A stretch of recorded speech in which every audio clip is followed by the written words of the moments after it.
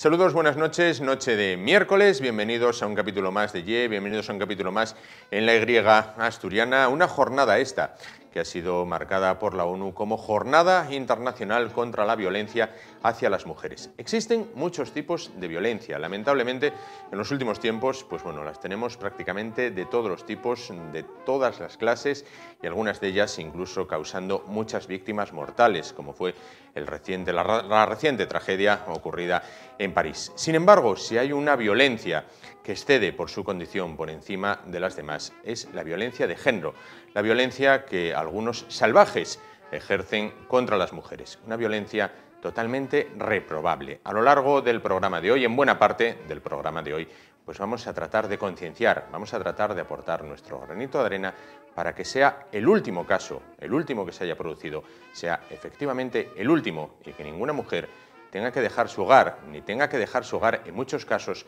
acompañada de sus niños, para huir de un salvaje que se cree más realizado o que se cree incluso más hombre por golpear, amenazar o simplemente desprestigiar a una mujer. La ONU así lo señala y también ha lanzado unos cuantos vídeos, algunos de ellos que tienen que ver con el deporte. Uno de ellos, muy especialmente, tiene que ver con el boxeo. Lo vemos.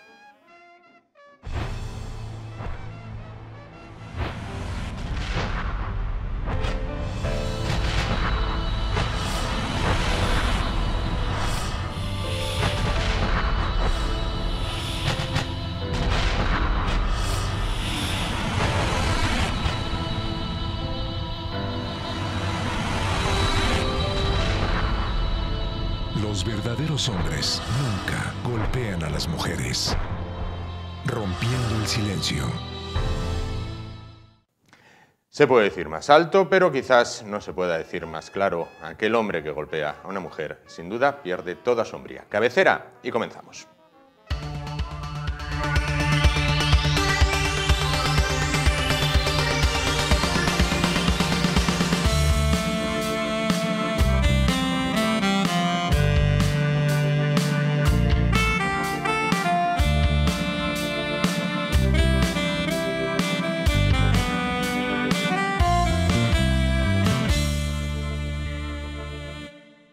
Bueno, pues vamos a hilvanar precisamente con donde lo habíamos dejado antes de la cabecera. Vamos a hilvanar precisamente con el deporte y qué acciones se pueden realizar desde el mismo para eliminar la violencia hacia las mujeres. Para hablar de ello y también de otros asuntos se encuentra con nosotros Serafín Villanueva, presidente de la Unión Deportiva Llanera. ¿Qué tal? Muy bien, buenas noches. Bueno, pues ustedes han organizado un acto precisamente hoy, en la tarde de hoy, a lo largo de la jornada en Llanera, en el cual, bueno, pues se trata de, con todos los críos que ustedes tienen en las categorías inferiores del club, bueno, pues concienciarles efectivamente de que no hay que tener esas diferencias y sobre todo no arreglar las cuestiones hombre-mujer a golpes, ¿no? Así es. La verdad que hemos organizado un partido con críos y crías del club de Llanera. Hemos hecho 2 equipos mixtos para poder, que además así lo decía la pancarta que se portaba en un principio, pues apostar por la igualdad. Fue, como decíamos, un partido por la igualdad. Al haber una cantidad ingente de chicos en el club, estamos hablando de unos 270 niños y niñas, de todas las edades, pues desde los 4 años, estamos hablando pues hasta que terminan en juveniles con 18 años. Pienso que sobre todo en esas edades de adolescencia, en el club, en donde además de practicar su deporte preferido, pues tienen también, lógicamente, la posibilidad de desarrollar pues, la comunicación, hacen amigos, se relacionan entre ellos, se respetan, hay disciplina. Pero, al haber chicos y chicas, digo, bien sería que desde ahí, y es por lo que hace tiempo lo habíamos decidido, el poner un mural que de forma permanente recordara a estos chicos y a estas chicas de que no queremos violencia, ningún tipo de violencia, pero a ver, como digo, chicos y chicas, que no haya violencia de género. Claro. Esto, el Ayuntamiento de Llanera, que quería hacer algo, pues lo comentamos. Y aparte de la gran agenda que tiene el Ayuntamiento de Llanera, con muchas actividades a lo largo de este mes, ha desarrollado muchas y las que le quedan todavía, pues se pensó en hacer en colaboración Ayuntamiento y Club Unión Deportivo Llanera, pues esta jornada a la que realmente pues asistió mucha gente y a la gente le ha gustado el mural que hemos puesto, que queda de forma permanente, y le ha gustado la jornada. Se trata sin duda de educar a través del deporte. Ni más ni menos, ni más ni menos. El deporte es sano, pero el deporte no solamente tiene que ser sano para el cuerpo, tiene que ser sano también para la mente. Entonces, de lo que tratamos es que estas relaciones deportivas que hay dentro del club se traduzcan pues, en un clima de amistad, en un clima de compañerismo, en un clima de respeto de unos hacia los otros. En el acto estuvo presente una chica que lamentablemente salió a la luz pública, estuvo incluso en medios nacionales, precisamente por algo que ella nunca hubiera deseado. El árbitro nunca quiere ser noticia cuando se desarrolla un partido, cuanto menos se hable del árbitro mejor. Pero en este caso, más aún si cabe, el caso de Zaira Morales, esta chica árbitro que tuvo que sufrir, bueno, en sus oídos prácticamente de todo durante un partido, ¿no? Así es, yo, bueno, lógicamente no estaba presente en aquel partido, pero sí he leído mucho sobre el tema. Y entonces, para hacer el evento que hemos hecho hoy en Llanera, pensé que ella de alguna manera también fue víctima de violencia machista, y en este caso pues no de género, pero sí en el deporte. Por lo tanto, como hay que erradicar todo tipo de violencia, fue por lo que me animó a buscarla, a poder hablar con sus padres y a poder pedirle que efectivamente nos acompañara en el día de hoy para que pudiera depositar, como así hizo, un ramo de flores a los pies del mural y hacer el saque de honor, cosa que toda la afición que estaba presente agradeció mucho de esta chica, que cae muy simpática. Porque a grandes rasgos, para aquellas personas que no lo recuerden o que no sepan lo que ocurrió, esta chica estaba arbitrando un partido. Bueno, usted conoce el caso de primera mano. Si puede relatarlo muy brevemente para aquellas personas que no saben qué fue lo que ocurrió con Zaira.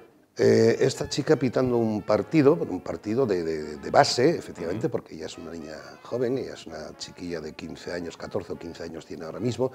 En aquella ocasión, pues bueno, pues la labor del árbitro es tan difícil que nunca llueve a gusto de todos. Entonces, pues algún padre, yo siento mucho tener que decirlo, pero un energúmeno, pues como no estaba de acuerdo con la labor arbitral que estaba realizando, y al ser una chica joven y guapa, pues no le dijo más de que estaba mejor en una barra americana, en un Tolés, que pitando un partido de fútbol.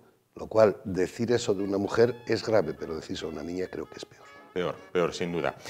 Usted considera, usted es un hombre ligado al deporte, ¿considera que el deporte en muchas ocasiones es para mucho energúmeno, como usted decía, una válvula de escape para expresar su frustración?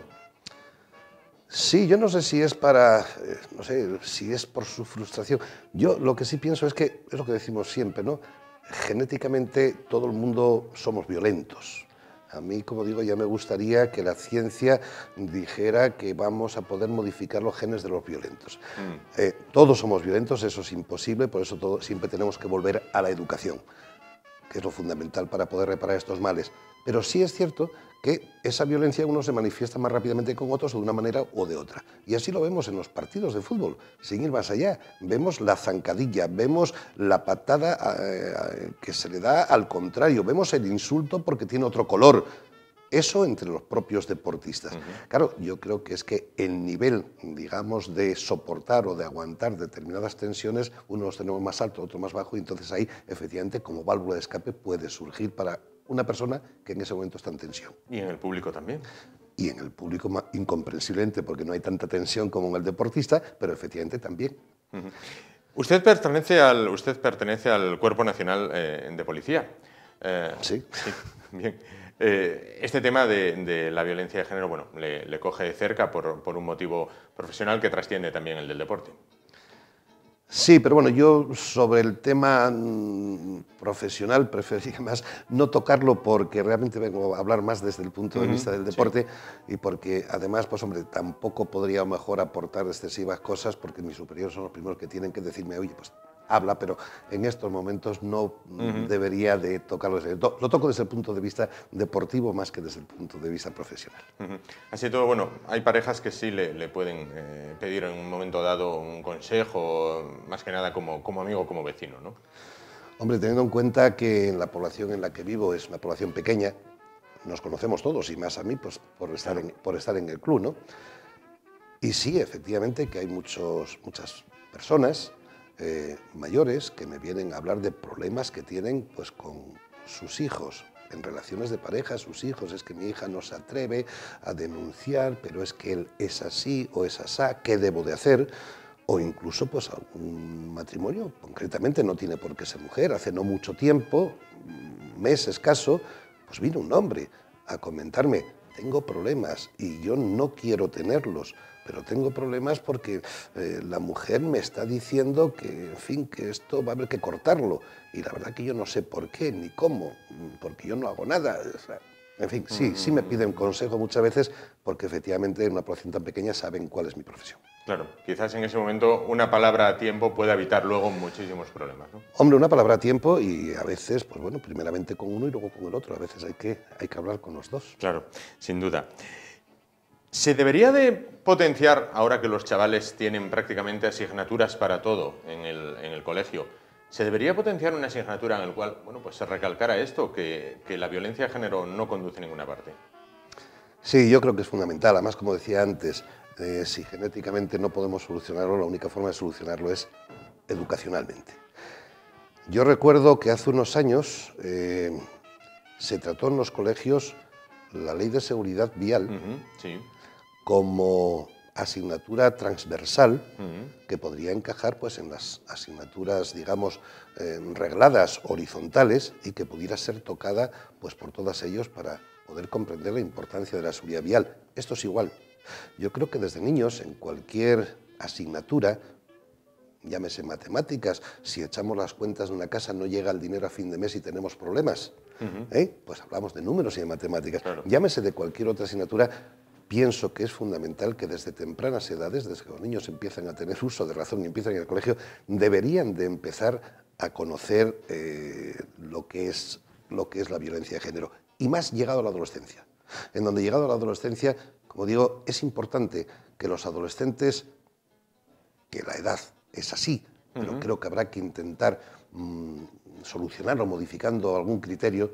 Yo creo que es que todo el mundo nos pasa que obramos más pasionalmente, sentimentalmente, que racionalmente. Nos dejamos llevar por el corazón más que por la cabeza. Entonces, yo le pregunto a una chica de 15 años, de 14 años, a un chaval de 16 años, ¿qué es una relación para ti?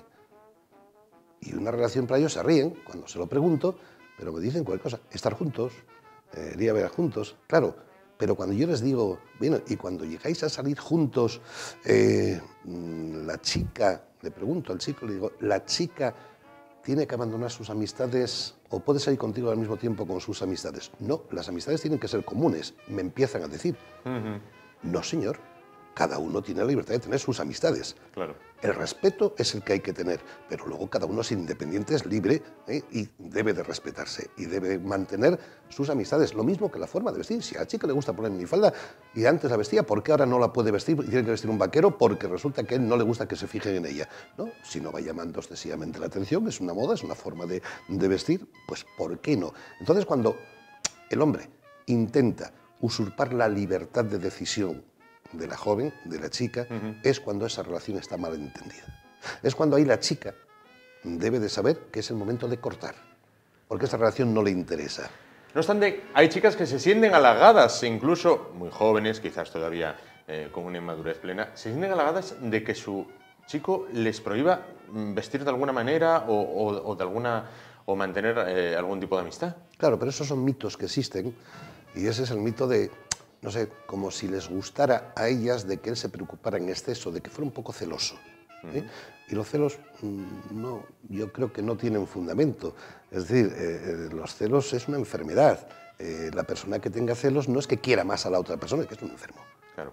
Entonces, la chica no debería de sentirse orgullosa de que se sienten celosa por ella. Todo lo contrario, eso no es bueno para ella. Claro. Con lo cual hay que concienciar desde bien pequeño. Desde bien pequeño hay que empezar con ello. Y desde bien pequeño la mejor forma de empezar es con la educación en casa. Claro. A veces nos falla mucho la educación en casa porque si un niño de corta edad, 5 o 6 años, además lo vemos que en los propios juzgados los jueces valoran mucho a la hora de dar una orden de alejamiento de un maltratador hacia una señora, que haya habido presencia de niños. Y es lo malo, que haya niños que presencien en casa discusiones de sus padres, amenazas de sus padres, porque estamos creando un maltratador. Por no decir ya agresiones. Ya no hablemos de agresiones, efectivamente. Claro. Por eso es importante, muy importante, que los padres cuiden mucho sus comportamientos en casa delante de los niños para que no adquieran esos hábitos ellos tampoco. Vamos a volver al deporte. En la ONU, bueno, pues o ustedes han copiado la ONU o la ONU les ha copiado a ustedes. Pero en Brasil la ONU ha puesto en marcha un programa que tiene que ver muy mucho con esto del fútbol y lo vamos a ver en el siguiente vídeo.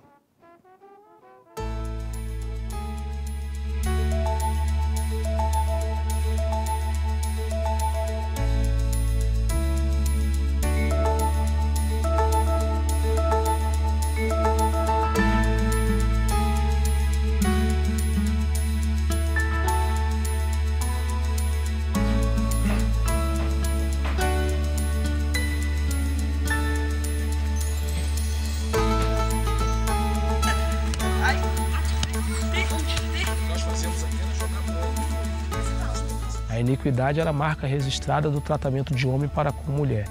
E entendi que toda briga é precedida de uma ofensa, de uma falta de respeito, de um bullying. Aí passei a analisar, bullying, falta de respeito, palavrão é pênalti.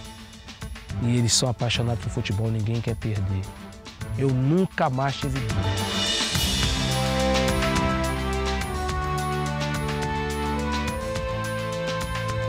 E outra coisa que eu coloquei aqui, que graças a Deus está dando certo, quem eu imaginar que bateu na namorada ou bateu na esposa não joga bola comigo.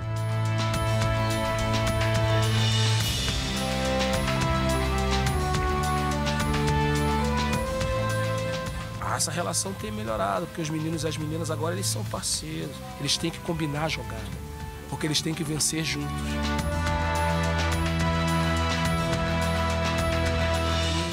E isso tem ajudado dentro e fora. Porque agora, por exemplo, agora acabou essa coisa de grupinho de menino e grupinho de menino. Agora eles estão literalmente juntos e misturados. E os resultados têm sido maravilhosos. E o mais interessante é que eles misturados estão se respeitando mais.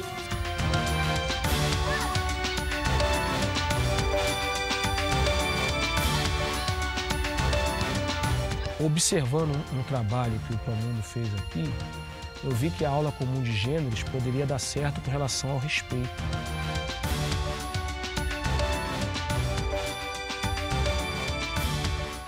Então, eles têm que vencer junto, eles têm que conquistar junto, eles têm que somar juntos.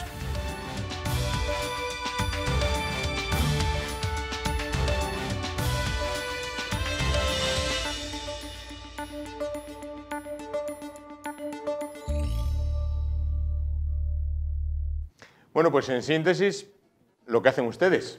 Sí, pero yo no sabía que esto existía, sinceramente. Está muy bonito y además estoy totalmente de acuerdo con ello. Lo que sí es cierto es que cuando yo tuve la idea de hacer este partido, cuando surgió la directiva, sí, lo hablamos, lo comentamos, de hacer este partido por la igualdad, francamente pensamos simplemente por unir. Claro. Por unir, pero no conocía el vídeo. Bien, es cierto, y con esto creo que se justifica todo, lo digo muchas veces. Vamos a ver, si solamente un cromosoma es el que diferencia el hombre de la mujer, tan solamente uno, y que nos tengamos que llevar así de mal, vamos a ver si desde el deporte somos capaces de modificar que ese cromosoma realmente deje de servir. Esperemos que así sea. Serafín Villanueva, presidente de la Unión Deportiva Llanera, muchísimas gracias por estar con nosotros, por acercarnos una iniciativa que ha tenido lugar hoy en Llanera y que hemos, bueno, pues visto en el espejo de la ONU en Brasil, pero una iniciativa muy similar. Antes de finalizar, una curiosidad, como hombre de fútbol que es, en el Llanera, ¿algún Messi o Cristiano en ciernes? Varios. ¿Varios? Varios, sí. Tenemos un gran equipo dentro de lo que es el regional preferente y este año, y que se me perdone si es que soy demasiado atrevido, pero creo que lograremos el ascenso a tercera división. Pues ojalá que así sea y que espabilen el Oviedo del Sporting, que luego llegan los grandes de fuera y ras. Muchísimas gracias por estar con nosotros esta noche. Gracias a ustedes. Y nosotros nos vamos ahora a publicidad y dentro de un momento continuamos. Hasta ahora.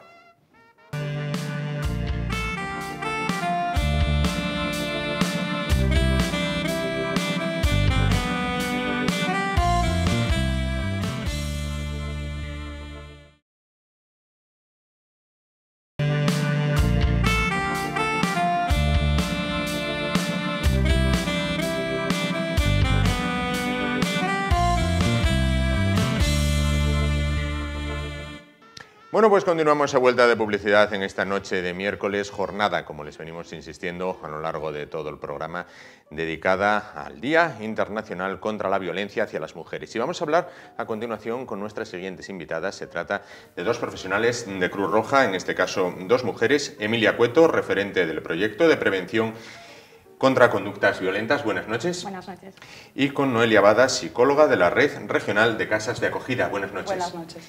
Bueno, pues vamos a hablar con ellas acerca de la prevención y también, una vez que se ha producido esa agresión, ese maltrato, bueno, pues cuál es el tratamiento o, en este caso, bueno, qué acciones se realizan para ayudar a estas mujeres que lamentablemente han sufrido, bueno, pues la lacra de la violencia machista. Comenzamos por Emilia Cueto.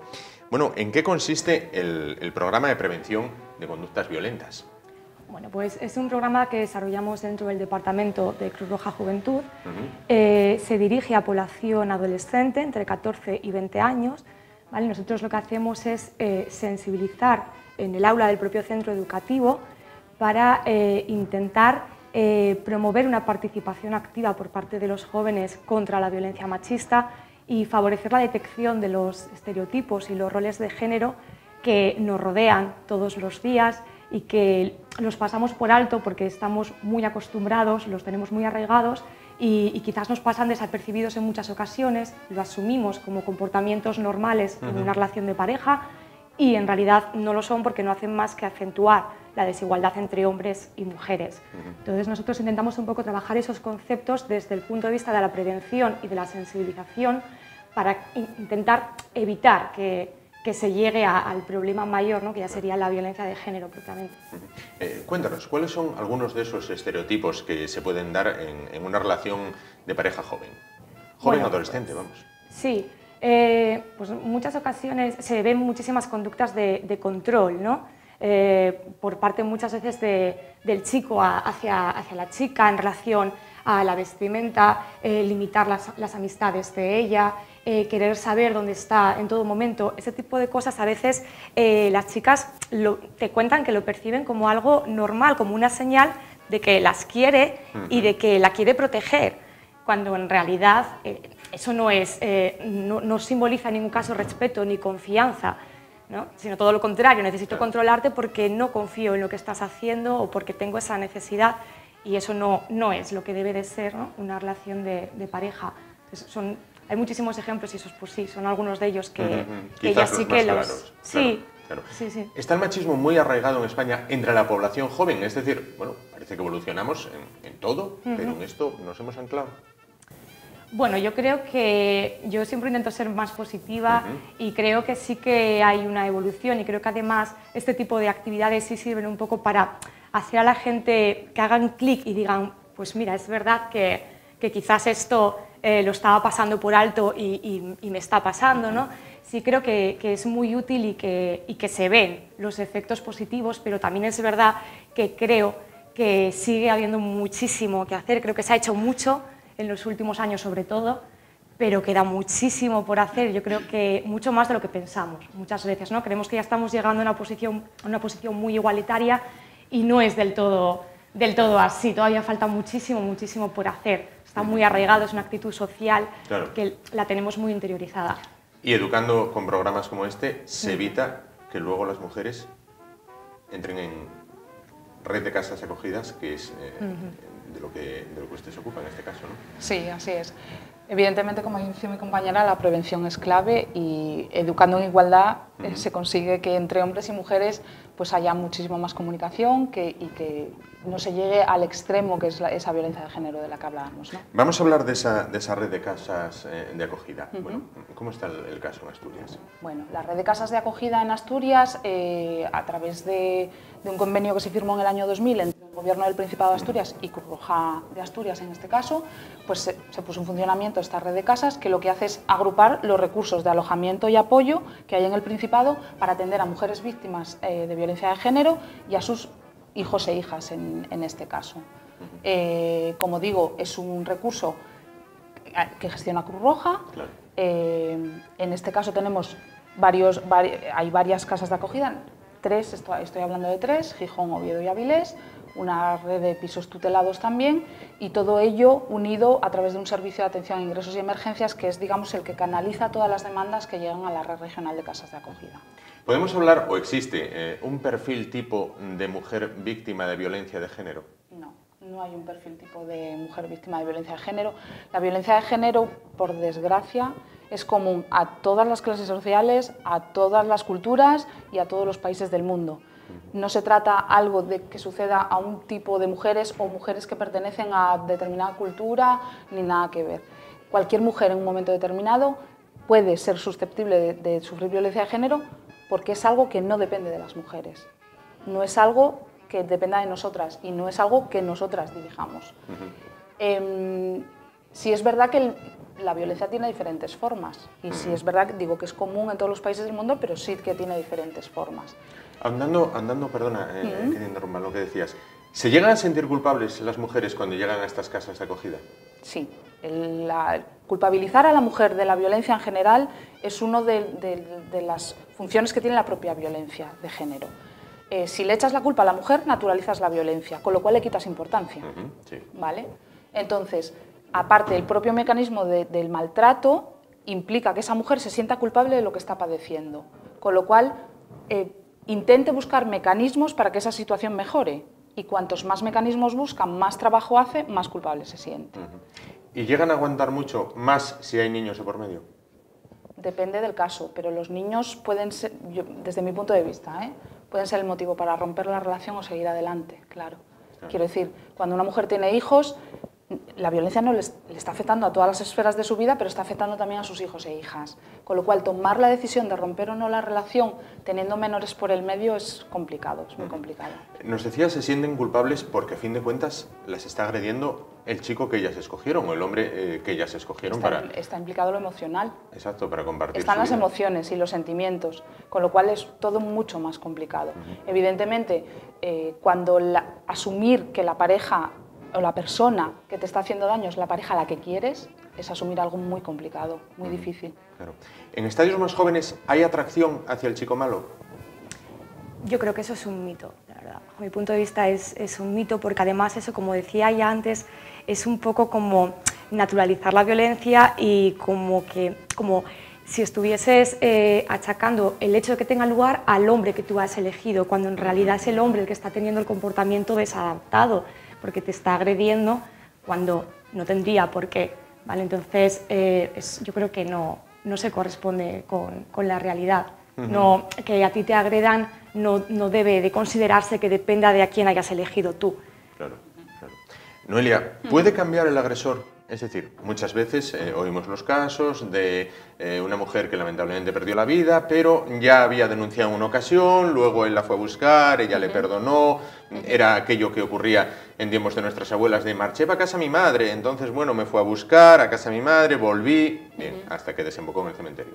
Cuando me estás describiendo ahora mismo un ciclo de la violencia, tal y como funciona una relación violenta, el funcionamiento del maltrato en una pareja es cíclico, podríamos decirlo así. Una definición de Leonor Walker ya del año 79. Ese comportamiento cíclico balancea episodios de mucha violencia, de violencia progresiva y episodios de tranquilidad, donde muchas veces el agresor además pide perdón por toda esa violencia y promete que no lo va a volver a hacer.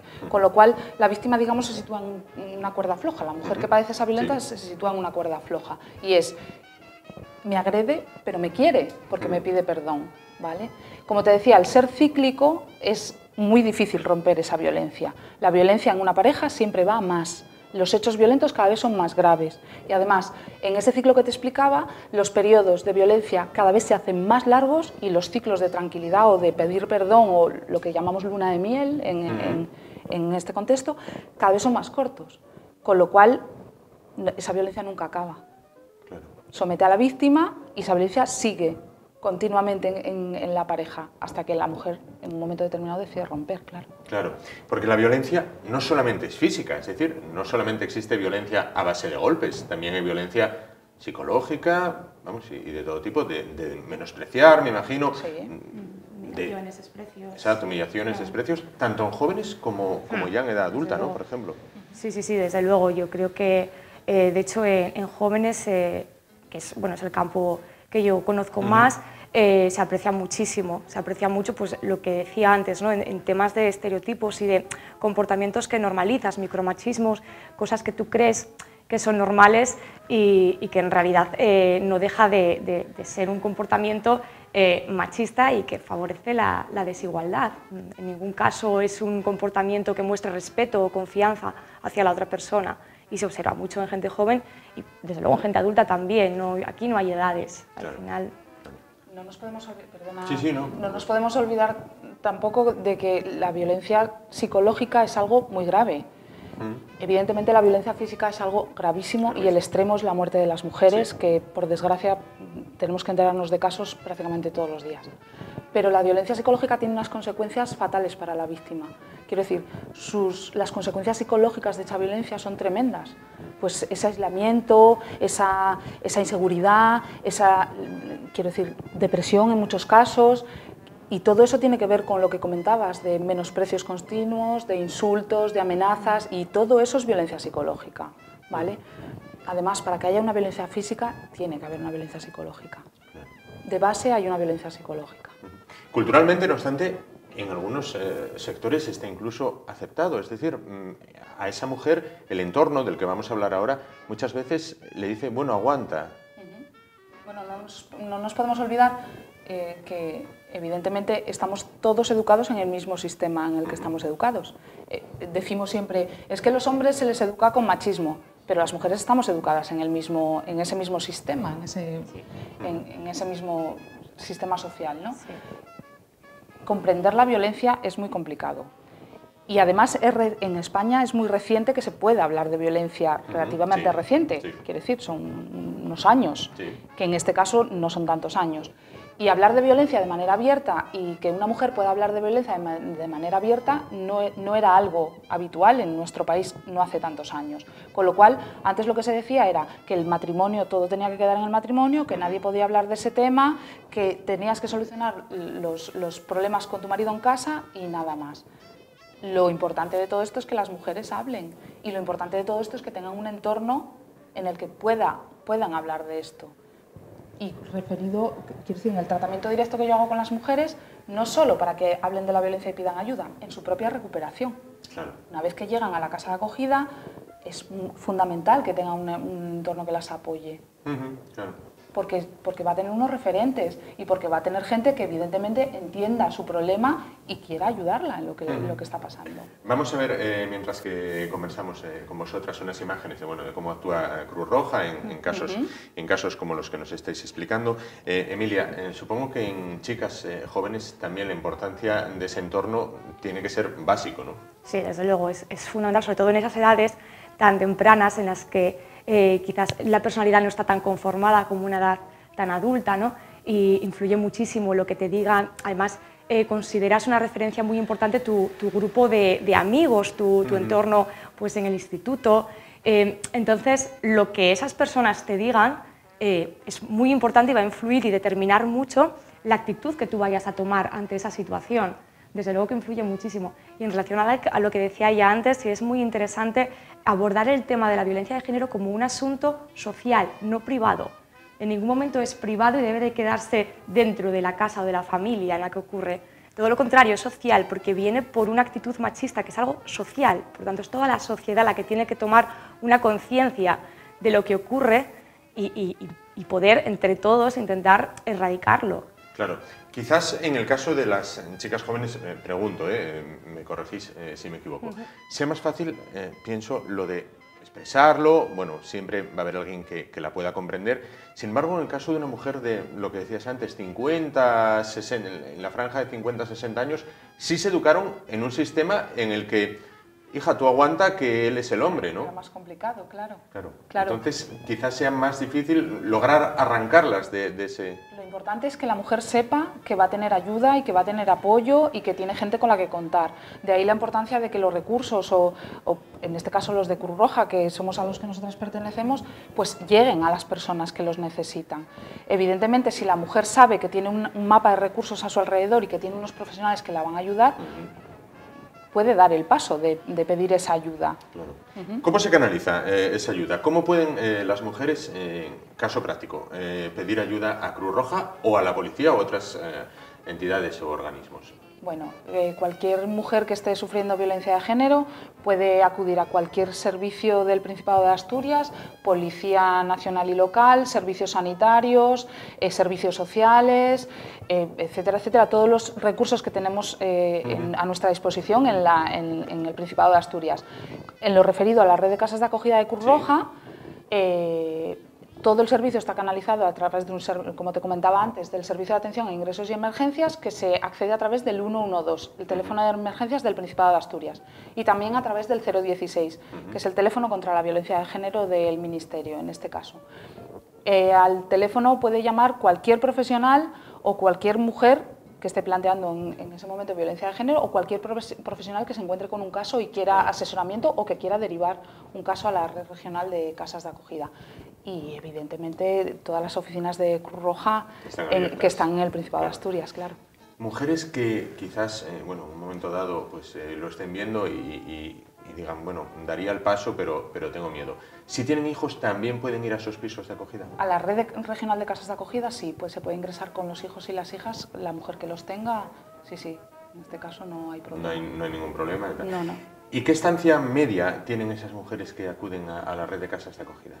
Evidentemente, cada caso es diferente. Claro.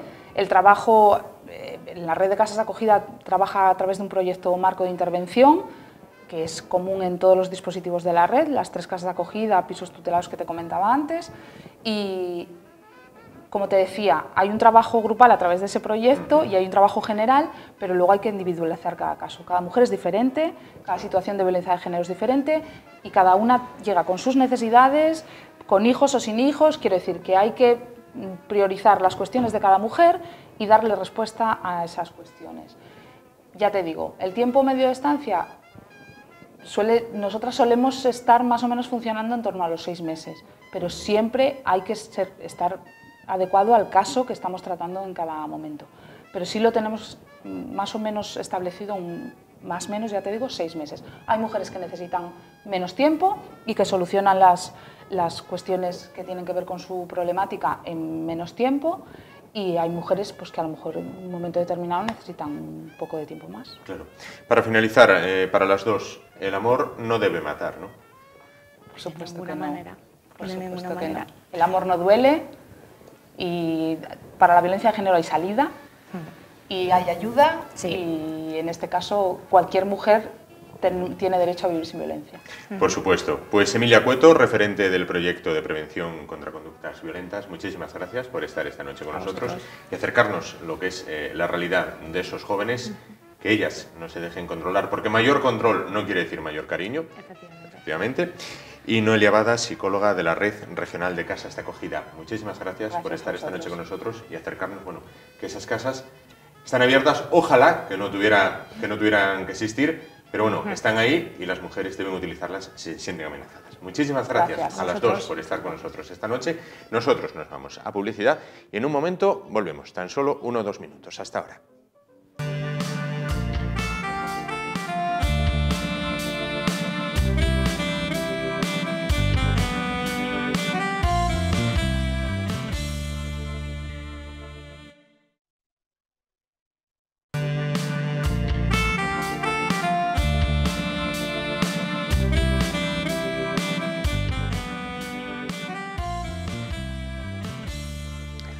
A vuelta de publicidad continuamos y lo hacemos recibiendo a nuestro tercer invitado de esta noche. Se trata de Víctor Martínez Patón, abogado. ¿Qué tal? Buenas noches. Buenas noches. Hemos recalcado durante todo lo largo de esta jornada, bueno, Jornada Internacional contra la Violencia a las Mujeres, bueno, lo execrable de esa violencia hacia las mujeres. Lo veíamos desde el inicio del programa, el hombre que agrede a una mujer deja de ser hombre. Una afirmación con la que supongo que estará de acuerdo. Así todo, vamos a hablar de otro tipo de violencia. La violencia oculta, en muchos casos chistosa, en muchos casos condenable también, o en todos los casos condenable, que es la violencia que se ejerce contra los hombres. Una violencia que muchas veces no se llega ni a denunciar y que en muchos casos, o en todos, no es ni violencia de género. Es violencia de género la que se puede ejercer contra los hombres desde las mujeres?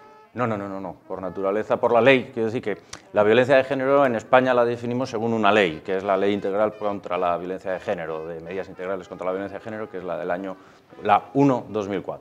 Y ahí se dice claramente que la violencia de género solo es aquella que padecen mujeres a manos de hombres que son o han sido pareja. Y esto deja, por definición legal, fuera a los hombres que padecen violencia familiar, pero también a todos los casos de parejas homosexuales. Es decir, una mujer homosexual que recibe violencia de otra mujer homosexual que es su pareja, por naturaleza no es violencia de género. Para que yo me aclare, en una pareja lesbiana, si una le pega a la otra, ¿no es violencia de género? No es violencia de género tampoco. Curioso. Es decir, la violencia contra las mujeres, de la que se habla en términos generales, tiene en España un sentido muy restringido. Muy restringido. Las mujeres lesbianas tampoco están protegidas por la ley. ¿Y existen casos de violencia en la pareja que ejerza la mujer hacia el hombre? Sí, claro, desde luego. Dices silenciados sí, muchas veces ocultos, en la vergüenza del hombre, muchas veces, ¿no? Muchas veces también ante la sensación de desprotección que tienen los hombres que padecen esta violencia. De hecho, es llamativo, por ejemplo, en mi despacho, que estamos especializados en defender a hombres maltratados, cómo es muy frecuente que los que llaman para tener el primer contacto no son los hombres que padecen esta violencia, sino son mujeres de su entorno, preocupadas por este hombre, que se colocan psicológicamente en la posición de ellos, diciendo, es que si yo sufriese las agresiones que está sufriendo mi hermano o mi hijo, yo me consideraría una víctima de violencia de género. Y entonces dicen, claro, ¿y por qué a mi hermano no vamos a defenderlo? ¿Están cuantificados estos casos en España? Claro, las cifras son muy difíciles de dar. Son muy difíciles de dar, lamentablemente, en todos los casos, también en los de mujeres maltratadas. Es decir, que uno puede tener acceso a información respecto de denuncias, respecto a cuántas de esas denuncias terminan en condena, cuántas terminan archivadas. Todos esos datos los hay, pero no sabemos cuántas mujeres sufren violencia de género y no lo están contando. Por naturaleza es información que no podemos conocer. Y lo mismo ocurre con los hombres. Claro. ¿Hay información de cuántas denuncias hay? Sí, pero mucha menos, por supuesto, mucha menos información disponible que respecto de las mujeres, precisamente por lo de que no se trata de violencia de género. Hay una especial atención por parte de los poderes públicos al problema de las mujeres maltratadas, y cierto es que hay otros individuos que quedan sin tanta protección, como son desde luego los hombres, pero vamos, también el caso que es llamativo, ¿verdad?, de las mujeres lesbianas, que no están protegidas. No están protegidas. Y es curioso, fíjate, sí, en un país donde desde el año 2005 tenemos lo que llaman matrimonio igualitario, es decir, sí, donde podemos casarnos 2 mujeres, 2 hombres y un hombre y una mujer, y solamente hay, dado que en el derecho civil no hay ninguna discriminación, resulta que en el derecho penal sí, y solo se protege a uno de los 3 tipos. Claro. Por otra parte, a lo largo del programa, bueno, pues hemos visto como muchas mujeres no denuncian por miedo, no denuncian las agresiones de sus parejas por miedo. ¿Los hombres que sufren estas agresiones no lo denuncian por vergüenza? Y por miedo. Es decir, es que cuando uno tiene trato con hombres que son maltratados, se da cuenta rápidamente de que los casos que se dan en hombres se darían idénticos en el caso de mujeres, ¿no? Es decir, que los hombres que se sientan en el despacho y te cuentan casos son idénticos a los que oyes en televisión y conoces también, claro, naturalmente, pues por otros motivos profesionales, por ejemplo, de mujeres, ¿no? Es decir, hay mujeres que no denuncian a día de hoy por vergüenza, cada vez menos por vergüenza, pero hace 20 años había muchas y hace 40 ni te cuento. Hoy hay hombres que no denuncian por vergüenza, sí, igual que esas mujeres de hace 40 años, pero también hoy hay hombres que no denuncian por miedo. Es decir, hay mujeres muy peligrosas, hay mujeres que matan al marido. Y vamos, y esto lo conocemos todos por qué sé yo, incluso pues por series de televisión, novelas y cualquier cosa, ¿no? Y ocurre en la realidad, hay mujeres que matan al marido. Todos los años hay mujeres que matan a su marido, todos los años, ¿no? Incluso a veces en muertes muy agresivas, ¿no? Es decir, el año pasado hubo un caso que a mí verdaderamente me impactó, de una señora que prendió fuego su propia casa con el marido durmiendo. Es decir, hay mujeres muy agresivas y hay hombres que tienen miedo físico de sus mujeres? Sí. También, claro. Me refería a lo de vergüenza a si este hombre, cuando decide ir a denunciar, teme que se le pueda tachar de pusilánime, que se hagan chistes sobre él. Bueno, no sé si está socialmente aceptado, incluso lo vemos en televisión, hay sketches donde una mujer persigue a un hombre con una sartén para pegarle y bueno, provoca la hilaridad del público. Sí, es decir, si este hombre considera que si denuncia se van a reír de él. Hay muchos que sí.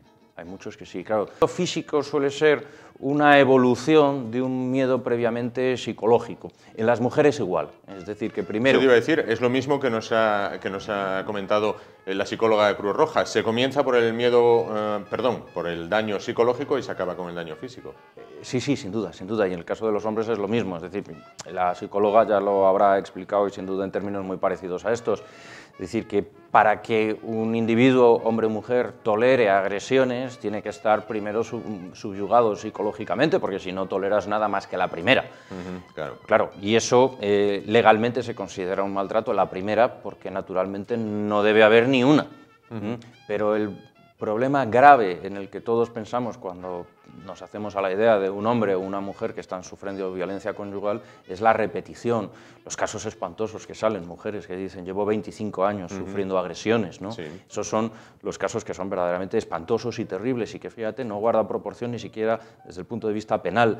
25 años de agresiones son 3 años de prisión y una agresión puede ser hasta 1 año de prisión. No guarda relación, no guarda relación. Claro. Y los casos verdaderamente graves son aquellos en los que se repiten, o casos espantosos que también oímos, ¿no? de mujeres que consiguen dar fin a una relación de maltrato y empiezan otra en la que se repite otro maltrato por parte de un segundo marido, de una segunda mujer. Claro.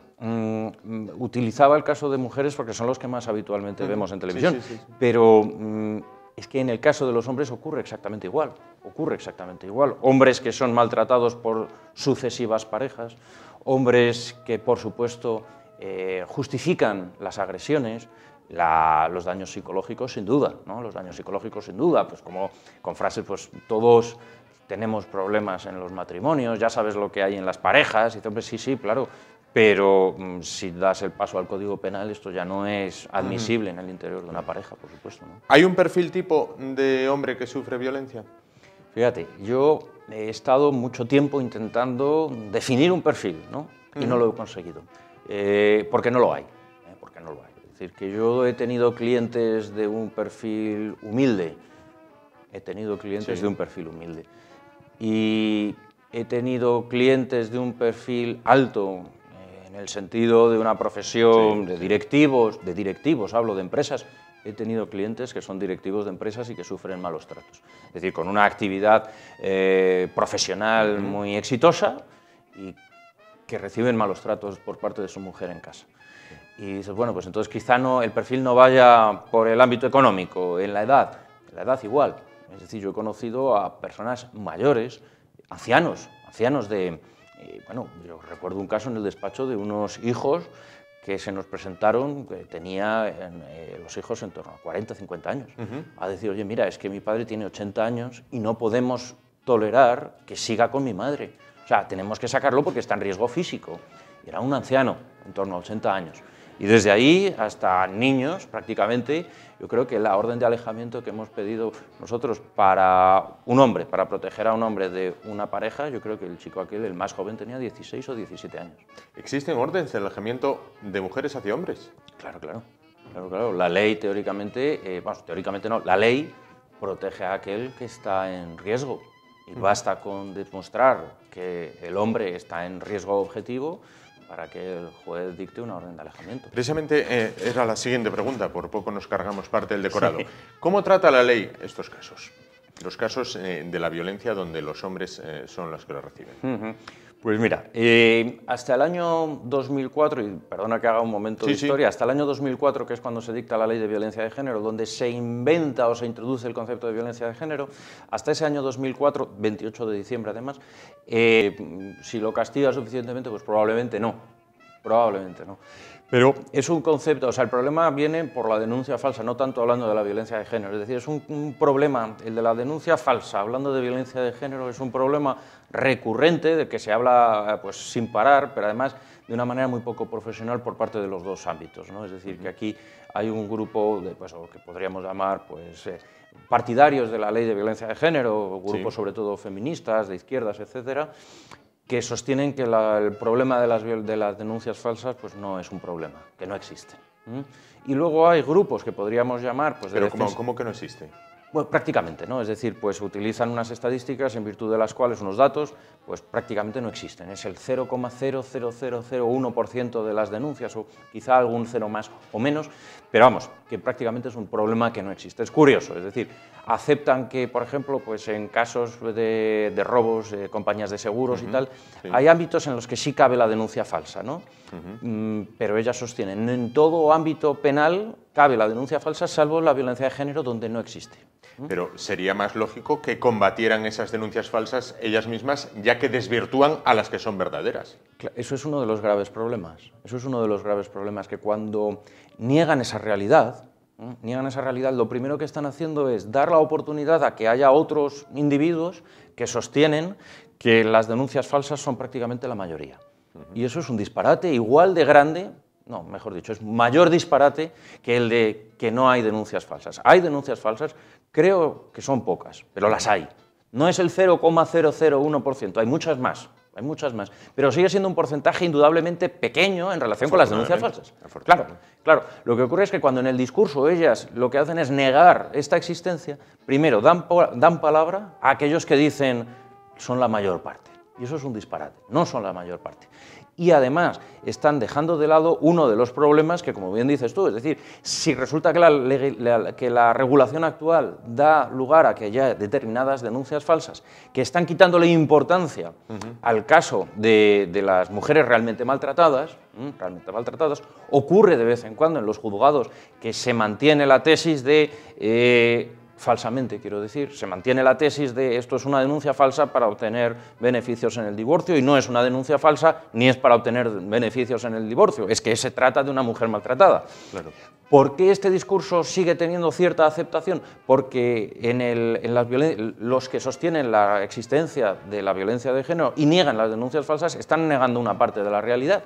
Están negando una parte de la realidad que no pueden introducir en su discurso y que, por lo tanto, no dan respuesta a todos los problemas. No dan respuesta a todos los problemas. Ni a ni al de los hombres maltratados, que también queda al margen del problema, ¿no?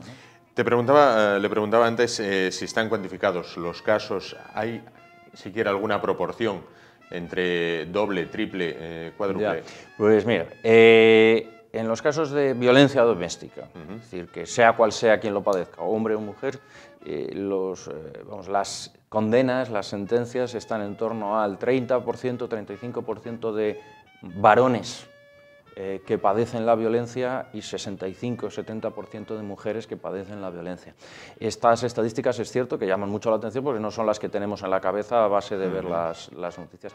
Cambia, eso es cierto, cambia mucho la proporción cuando hablamos de asesinatos, porque ahí estamos hablando prácticamente del 90 y 10. Pero hay 1 de cada 10 individuos que mueren que son hombres, 1 de cada 10. Aquí introduzco también homosexuales, es decir, que aquí desde mi posición no veo sentido a introducir problemas si son hombres, si son mujeres. Quiero decir que cuando hay accidentes de tráfico nadie dice, bueno, pero es que la mayor parte de muertos son mujeres o son hombres. Nadie siquiera, vamos, sería aberrante. Sería aberrante. Decir, bueno, ¿y qué más dará si son hombres o son mujeres? Aquí, sin embargo, resulta que tiene mucha importancia y yo sostengo que quizá tenga que analizarse, pero no puede ser el elemento que valga para establecer diferencias que no son solo en el trato legal en cuanto a una pena, sino que son sociales en la medida en la que deja sin protección de algunos tipos, y te digo rápidamente, a hombres que lo sufren. Ejemplo, el teléfono 016 fue un invento del Ministerio de Igualdad para que las mujeres tuviesen un recurso rápido en el que refugiarse, en el que recibir ayuda, ¿no? 016, y que salva muchas vidas. El 016 salva vidas porque es un teléfono que todos afortunadamente tenemos en mente y que atiende, por ejemplo, en más de 30 idiomas. Es decir, es un servicio muy bien hecho. Es un servicio muy bien hecho, en el que no solo se da atención psicológica, sino que de allí pueden inmediatamente, ante un caso de riesgo, llamar a la policía, llamar a la ambulancia, es decir, le dan un servicio completo. Pero este servicio solo es para mujeres maltratadas, de tal manera que cuando un hombre llama, y a veces llaman hombres, se les dice que no se les puede dar atención. Sorprendente. Pues Víctor Martínez Patón, abogado, muchísimas gracias por estar con nosotros esta noche y por acercarnos, bueno, lo que es esta otra cara de la violencia, bueno, pues esta otra cara de la violencia que esperamos se radique tanto de hombres para mujeres como de mujeres para hombres. Muchísimas gracias por estar con nosotros. Encantado. Y nosotros nos vamos a publicidad y dentro de tan solo un par de minutos afrontamos ya lo que es la recta final de nuestra Y de hoy. Hasta ahora.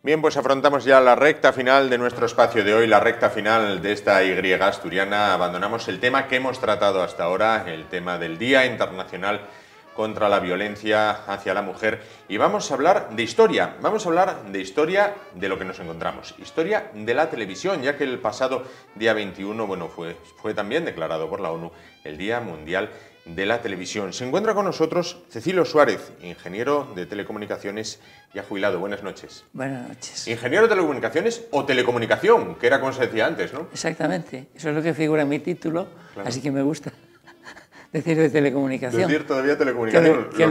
Los tiempos cambian. Ahora no sé lo que pondrá en los títulos de los nuevos ingenieros. Antes ponía esto. Pues pondrá que y saben... se suele decir telecomunicaciones. Claro, pondrá pues el título que saben muchas cosas, pero que a experiencia a usted no le ganan. Bueno, claro. No hay que presumir de nada. No hay que presumir de nada. Usted nos comentaba, llegó al centro de Asturias, al centro emisor, en el año 1965. El centro ubicado en el Gamoniteiro. Bueno, yo no llegué al centro emisor, yo llegué a Oviedo, que era la cabecera de la zona que tenía entonces. Para la que habían destinado. Para la red de TVE y de Radio Nacional, que comprendía 4 provincias: Asturias, Santander, como se decía antes, Palencia y León. Entonces, usted se ocupaba, o pasó a ocuparse más tarde, del Gamoniteiro. Para aquellas personas que tengan, por ejemplo, más de 40 años, decir la palabra Gamoniteiro, bueno, hay algunos que les pone los pelos de punta porque dicen, madre, cuando yo estaba viendo la tele y de repente se iba la señal y decían, yo me acuerdo de pequeñito, decían, eso es cosa del Gamoniteiro. Yo no sabía si el Gamoniteiro era un señor, era un lugar, era un aparato, yo no sabía lo que era el Gamoniteiro, pero cada vez que la señal se iba decían, eso es cosa del Gamoniteiro. Incluso lo había hasta quien miraba por la ventana, como si la señal, decían, mira a ver si viene, y que era como si fuera a venir la señal por la calle. Bien, aquello era, bien. ¿Cómo estaba el Gamoniteiro? ¿Cómo se lo encontró usted cuando usted llegó allí la primera vez? El Gamoniteiro fue la primera emisora, el primer centro emisor de Asturias y la primera emisora de Asturias. Hoy sigue siendo la emisora central de Asturias, aparte de que hay otros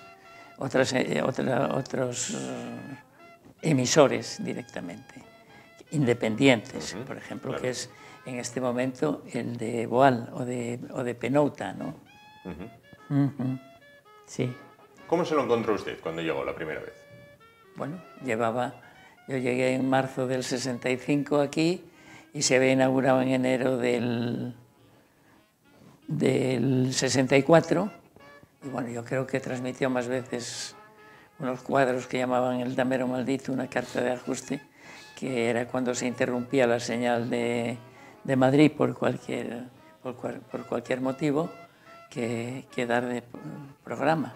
Sí. De hecho, lo vino a inaugurar el ministro de Información y Turismo, Fraga, en aquel momento, y no subió a Gamoniteiro. Bueno, a mí no me tocó la inauguración porque ya le digo que fue el año anterior, pero la tuvo que inaugurar con estos cuadros, aquí en Los Periodistas, Manuel Abello en concreto, un gran amigo mío y una gran persona, me cansaré de decirlo nunca, le llamaba el damero maldito. Pues, claro. Hay que recordar para los también más jóvenes... tenía tuvo sus propios fallos Gamoniteiro, que entonces ni damero maldito ni nada. Ni nada de nada, claro. Hay que recordar para los más jóvenes que por aquel entonces había la primera y a ratos la segunda, porque había aquella carta de ajuste, o de aquella solo la primera. Cuando yo vine aquí en el año 65, se empezaba a inaugurar la segunda en algunos sitios. Ya existía en Navacerrada y se empezaba a inaugurar en otros centros. Pero aquí creo que luchamos bastante por conseguirla y debió de, no le puedo decir ahora en qué año, pero 6 o 8 años más tarde. Claro, claro. Entonces nos tuvimos que conformar con TVE, con la primera, con TVE, que como no había más que esa, era la mejor televisión de España. Era lo mejor que había, claro. Según se decía. Claro que sí. Por otra parte, ¿cómo era la vida allí en el Gamoniteiro? Porque había un retén de guardia, gente que iba a habituallarles cuando las inclemencias meteorológicas... Vamos a ver. Allí estaban turnos en permanencia, que eran 2 técnicos, ¿no? 2 técnicos. Solía haber en aquella época 2 guardas jurados también, y enseguida vinieron 2 personas para provisionar, que llamamos sherpas, que venían de la zona de Navacerrada, tenían parientes en Navacerrada. Uno de ellos había sido subcampeón de España de esquí y estaban preparados sobre todo para provisionar en época de nieve, porque pasaron largos años de toda la pista que sube desde la Cobertoria a Gamoniteiro, 7 kilómetros, o cortada en su totalidad o en parte.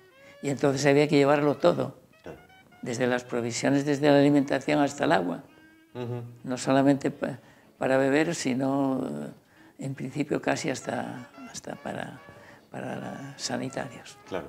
Por otra parte, se han cumplido recientemente 40 años del fallecimiento de Franco. ¿Es leyenda que cuando Franco venía a Asturias había que hacer todo lo posible porque la tele se viera? Bueno, cuando Franco venía a Asturias, a mí lo que podía recibir cuando venía a pescar a Leo no me ha tocado. Lo otro sí, desde que yo estoy aquí. Y la verdad es que se empezó, donde interesaba ver la televisión era en Covadonga, que es donde él solía parar. Hay muchas anécdotas. ¿Como por ejemplo? Sobre eso. Pues que, por ejemplo, que yo recuerdo una vez que ya habíamos puesto un remisor para Cangas de Onís que mal cubría Covadonga, estaba sin ajustar, recién inaugurado, en el monte Següenco, y mientras tanto había lo que llamaban remisores, llamábamos piratas. Piratas porque eran puestos por el técnico del pueblo donde cuadraba, cuadraba, o donde se podía captar una señal más o menos decente. También los equipos eran más o menos decentes, lo que se podía. Bueno, pues una de las que vino Franco a Covadonga, pues nos encontramos que por el remisor oficial llegaba muy poca señal de vídeo, es decir, muy mal, no logramos ver la señal de vídeo. Entonces, en cambio, llegaba bien el sonido. Y el pirata, llamarle así, nunca me gustó llamarles de esa manera, pues estaba situado en el monte de enfrente, en la Cruz de Priena, con una línea de mala muerte tendida por el monte y lo que había podido hacer un técnico de allí. Cuando se veía el sonido, se ajustaba, y cuando se oía el sonido no se veía la imagen y viceversa. Bueno, pues colocamos 2 televisores. El que conectaba al pirata para dar la imagen y el otro escondido detrás para dar el sonido. Para simular el sonido. Como entonces no había telemando, pues ni había más que un programa, pues así se solucionó. Y coló. Sí, coló. Muy todavía tengo más anécdotas de eso, pero no es cuestión de... Muy hábiles, muy hábiles. ¿Qué programas emblemáticos recuerda de aquella época en TV? Hombre, todos recordamos lo de los programas de Eurovisión, del programa de la canción, de Eurovisión. Hombre, yo concretamente sé lo que se luchó desde TVE por conseguir ganarlo, ¿no? Y me acuerdo perfectamente de cuando lo ganó Maciel, claro, por supuesto. Con el La La La. Con el La La La. Claro. Y como recordar aquellos primeros tiempos, pues hombre, hay que recordar la primera retransmisión que se hizo de Asturias, desde Asturias, que fue un partido de fútbol desde el Molinón. A eso quería ir. En el pasado sábado, en el Real Madrid-Barcelona, si no me quiero equivocar, 60 cámaras en el estadio, más unidades móviles, más todos los equipos, bueno, más todo lo que allí se puede imaginar que había. ¿Cómo fue aquella primera retransmisión desde el Molinón? Bueno, las retransmisiones entonces, bueno, no era mi tema, ¿no? Pero tenía que asistirlo bastante. Por ejemplo, para apuntar los radioenlaces en zona de niebla, en ocasión de niebla, desde el Molinón a Gamoniteiro. Claro. Había que recurrir a nuestros conocimientos de topografía o de todas estas cosas y bueno, no me costó mucho trabajo, pero llevaba más de un día tratando de hacerlo. Poder ajustarlo. Sí, por eso uno tenía que asistir a en estas cosas. Bueno, aparte de que en cuanto la señal salía del control de cámaras o de la unidad móvil, ya era cosa nuestra, ¿no? Claro. Bueno, normalmente los partidos de fútbol entonces se solían dar yo creo que con 3 cámaras, más bien con 3 cámaras. Y cuando se empezó a utilizar el zoom, o el zoom, como dice esto, ya fue una cosa del otro mundo, ¿no? Claro. Y luego había 2 cámaras más, uno para cada portería, más o menos para captar las proximidades de portería, porque si no... Claro, porque era donde se producía el verdadero... Hombre, recuerdo una anécdota que no sé qué realizador se le ocurrió a uno, no sé por qué detalle o por qué poner una cámara, dar un tiempo con la cámara puesta de un lado y la otra desde el otro lado, con lo cual ya se puede figurar el lío que es antes. No recuerdo por qué, pero sé que ocurrió en una circunstancia. Bueno, ¿cómo ha visto evolucionar todo lo que es la técnica durante todos estos años, hasta que se prejubiló? No, la técnica ha evolucionado en todo. Lo que pasa es que los que estábamos siguiéndolo de cerca, casi no nos dábamos cuenta porque era, no sé, progresivo y tal. Yo puedo decirle varias cosas. Yo asistí en Prado del Rey al primer montaje que se hacía ya desde la moviola, pero con en un vídeo, en un magnetoscopio, vamos. La cinta del magnetoscopio me parece que era de 2 pulgadas, o 1,5 pulgadas de 2 pulgadas, es decir, así de ancha. Para empalmarla, sin que porque claro, si se empalmaba de cualquier manera, saltaba el cuadro. Para eso había que llevarla a un dispositivo para cortarla, se impregnaba de una emulsión magnética y entonces se podía ver dónde estaba el impulso de cuadro. Entonces se cortaba por allí, se empalmaba por ahí y si había suerte, pues no saltaba el cuadro.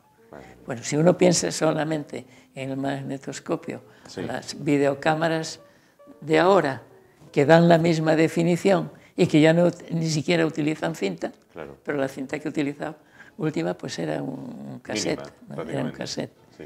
Esto, bueno, pues puede ser un ejemplo de cómo fue la evolución. Cuando empezó a llegar la televisión en color, a mí me metieron en el despacho un televisor de PAL y otro de SECAM, de los 2 sistemas que se trataban de utilizar aquí y que se estaban probando para que los probásemos.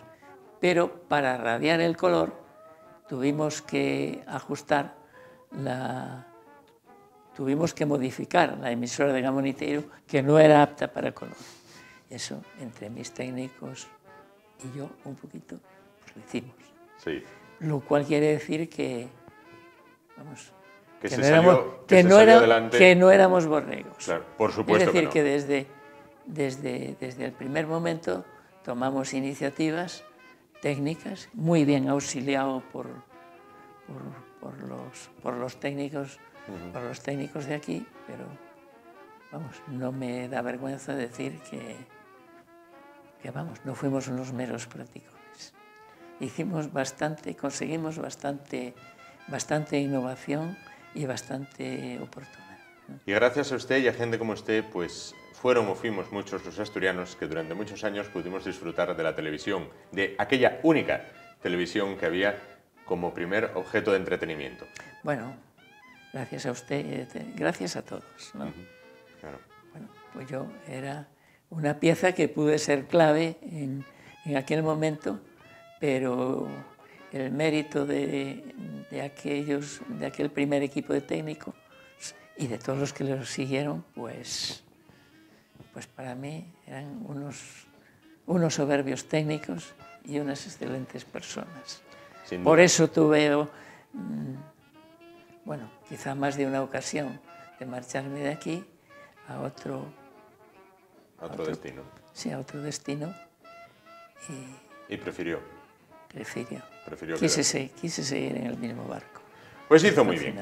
Pues muchísimas gracias, Cecilio Suárez, ingeniero, ahora sí, de telecomunicación, a la antigua usanza, como reza el título que estará allí colgado en la pared. ¿Qué va? Lo tengo enrollado en un... ¿Enrollado? Sí. Bueno, pues nada. No me he molestado en colgarlo.